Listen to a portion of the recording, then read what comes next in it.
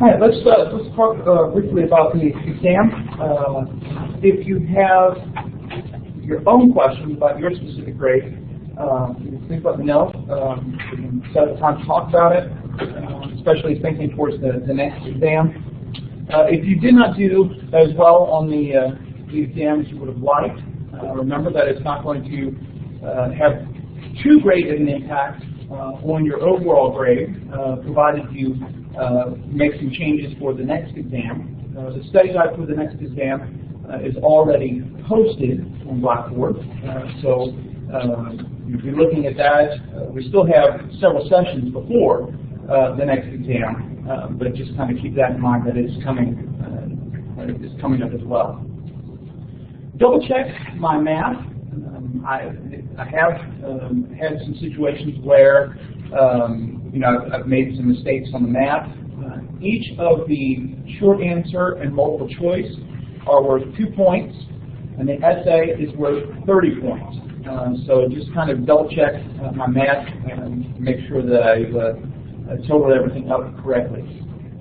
For the short answer especially, if you see to the left of the number a number with a circle in it, 1.5, 1.5, that is how much partial credit I gave you, based on, if you were close, if there was something that was missing or something like that. So if you have any questions about how I graded something specifically, feel free to get in contact with me about it. I'd be more than willing to sit down and talk about it with you.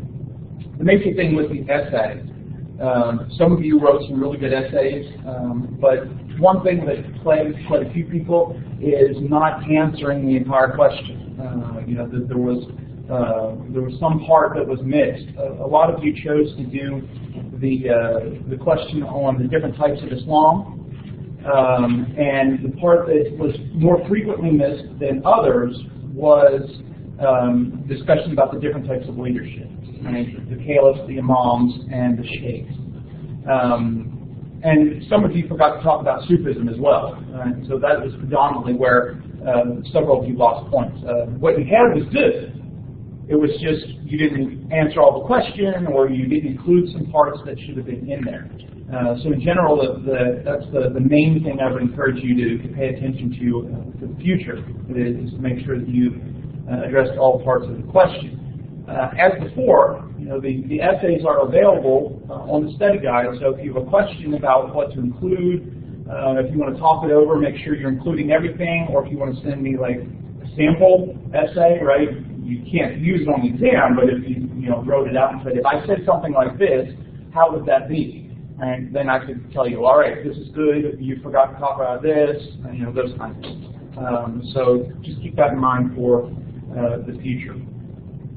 So like I said, double check the points, double check the math to make sure that I got everything. Are there any general questions about the exam? I do have a copy with me, so if after class you want to take a look at it and see what questions you missed, feel free to do that. But certainly if you would like to come by, you can do that as well. All right, if not, let's move on in our discussion of Hinduism. Where we finished up on Monday was looking at different expressions of Hinduism that have been shaped by various texts throughout the history of Hinduism. We noted at the beginning of class, of course, that there's such a diversity in Hinduism that it's really difficult to try and say, point to any one thing that all Hindus might believe or practice. And instead, a lot of it has been shaped by various time places. So we talked about the Vedas and the texts kind of emphasizing a ritualistic approach to Hinduism, sacrifices and priests. And where we finished was talking about some of the key concepts developing out of the Upanishads, a philosophical text that becomes added to the Vedas, focused on talking about different expressions of the self, conceptions of the universe, and we were going through some of those key ideas the idea of karma, that notion of rewards and punishments, that there is samsara, right? The cycle of death, rebirth. Connected with that is the idea of dharma, one's duty or obligation, and the release or liberation from samsara, that of moksha.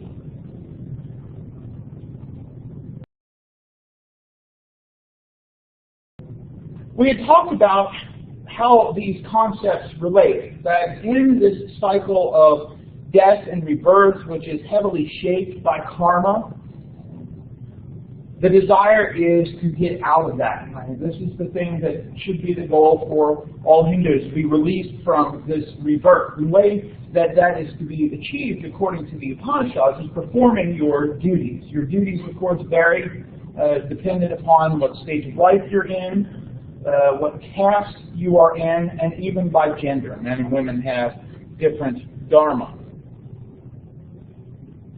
Although there are some aspects of dharma that are obligatory for everyone. And so that's kind of where we left off, in thinking about this idea of looking for liberation. Well, how does karma fit into all of that? Karma, of course, as we've talked about, is much like what we think of in the West when we hear the term karma, this idea of receiving based on what you've done. Those that do good actions will receive good things. Those that do bad will be punished. Particularly, of course, karma is very important in Hinduism, the philosophical Hinduism, because it affects where you're reborn.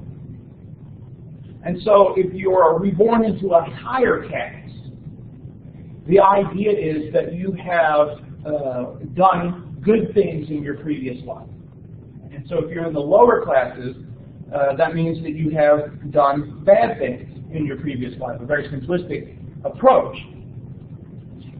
But if this is true, what kind of viewpoints does that encourage people to have regarding people in the lower classes?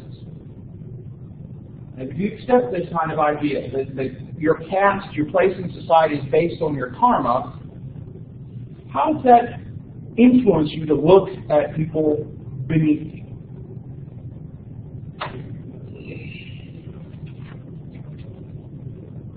Like they deserve it.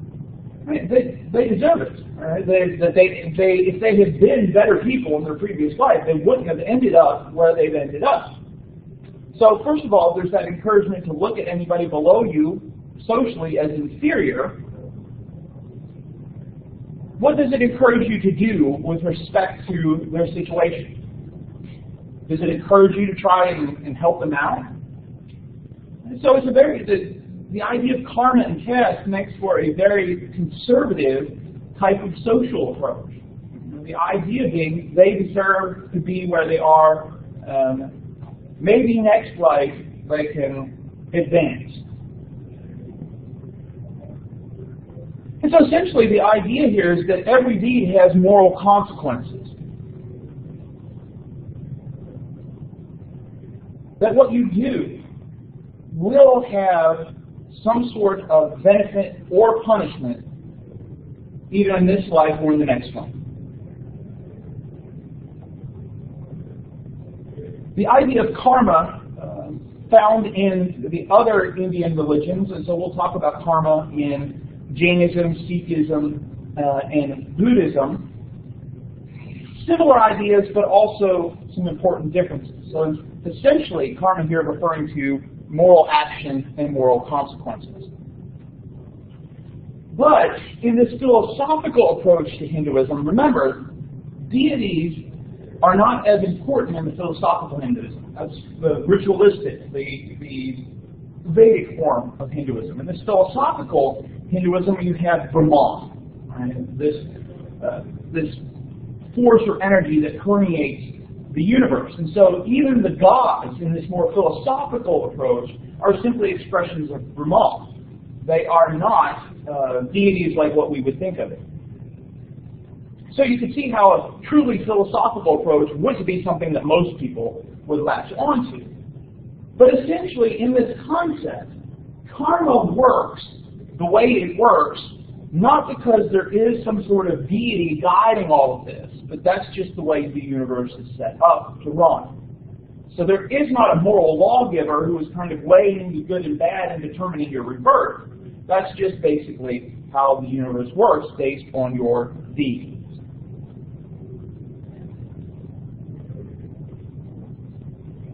Before we get into the Bhagavad Gita, any questions, anything we need to explain? Do they remember other lives? What do they think to remember? Usually there isn't a claim to remember other lives. I mean, some people might, but you would see that kind of idea more in Buddhism. Whereas there's this claim that once you experience enlightenment, then certain people can remember past lives, but there's not as much of a claim to that. Other questions? The third major text that is important in the development of Hinduism, a more recent one, so originally the Vedas, and then as we go through history, the development of the Upanishads, and then finally the Bhagavad Gita.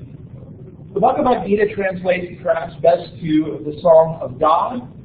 It is a part of a larger poem known as the Mahabharata. The Mahabharata, we mentioned briefly on Tuesday, the claims being that Ganesha, the elephant-headed deity, was responsible for the writing of it. There are other authorship claims, of course, even within Hinduism. The Mahabharata is the longest poem in the world. It is 100,000 verses long. And the main part of it, the one that most people know, is the Bhagavad Gita. And most people don't know, most Hindus don't know the entire epic poem.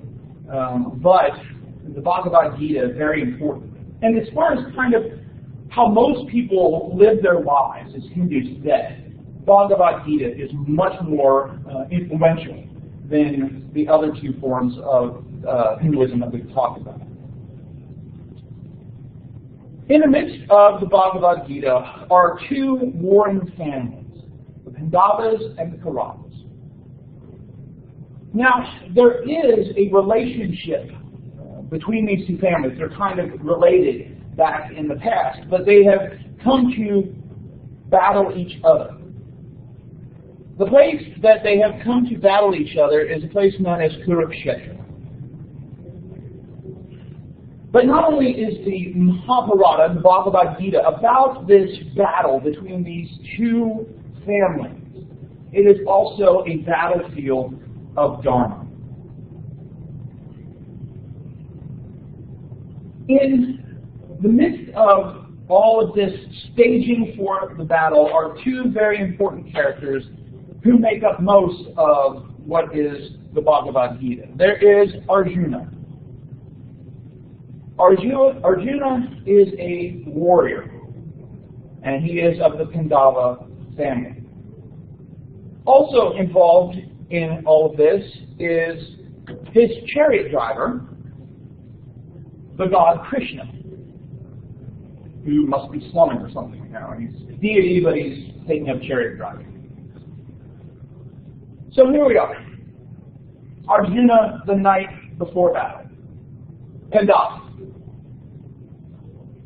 He stares out at the battlefield and sees the Kauravas. And he's beginning to have second thoughts, because he knows that the people on the other side are his family members. And so he's concerned about fighting. Right? These are his relatives. Why should he be fighting his relatives? There are people he knows on the other side of this battlefield. And he gets depressed, and so starts talking with his chariot driver, Krishna. Krishna ultimately tells Arjuna that despite his misgivings, he must fight. It is his duty to do so.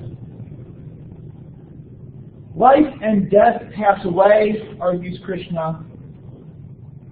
Therefore you must fight. Your dharma as a warrior is to fight. Right, so the Bhagavad Gita picks up on some of these concepts from the Upanishads, carries them over, but there are some important changes as well. And so you must fight. That's your duty. But you must fight with the attitude of detachment. You should not be concerned about who you are fighting, nor should you even be concerned about your success in fighting. Those things are secondary. And in fact, ultimately, those family members on the other side, those relatives, those associates that you see on the other side, they are only your close associates, they are only your family for this turn of samsara. That previously they might not have been your family, and in the future they might not be either. The Bhagavad Gita is important for a couple of reasons. First, it's teachings about Dharma. It's valued, why it's sacred. Life is not about worldly connections as much as it is about fulfilling your duty. So it's a meditation on these obligations, on Dharma. And so this battlefield, these warriors, serve as a backdrop for this spiritual battle. But the claim kind of being that everyone struggles with their obligations. And one must fulfill their own Dharma in a detached way. Any sort of concern about Dharma and karma only continues to keep you connected with this world of illusion. And so the goal is to perform your Dharma for its own sake. Or in this case, especially, to do your obligations to please God, particularly, of course, Krishna or Vishnu. At one point in the Bhagavad Gita, Krishna reveals to Arjuna that he is an absolute part of Vishnu, and so Arjuna asks for him to kind of display his glory, which is what is being depicted in this scene. Vishnu here kind of behind Krishna. There are three ways to liberation, not revelation. Three ways to liberation, according to Krishna. First is the path of karma yoga. Yoga here, best translated way. So yoga is simply a way or a path, not the things we think of with yoga. I mean, some aspects of yoga do require physical postures, all the kind of things we think of in the West. But simply, it refers to a way or a path. In this case, karma yoga is the path or way of action, the selfless performance of Dharma that will bring forth liberation. There's also the path of jnana yoga, the way of knowledge. Seeking spiritual wisdom, seeking insight. With the belief that once you discover this wisdom, once you experience this insight, it destroys your karma. So this is knowledge about the nature of the universe, divine power, and all those things we talked about before. And so karma yoga can kind of be compared to the way the Vedas talked about liberation. Right? Jnana yoga, of course, is kind of the way of the Upanishads. But the way that's emphasized in the Bhagavad Gita is bhakti yoga, the way of devotion. It is the way of devotion or the way of love. And so an individual submits herself or himself to a deity, looking to unite with that deity, offering service and devotion to them, with the belief that that deity will then destroy your karma so that you can be liberated.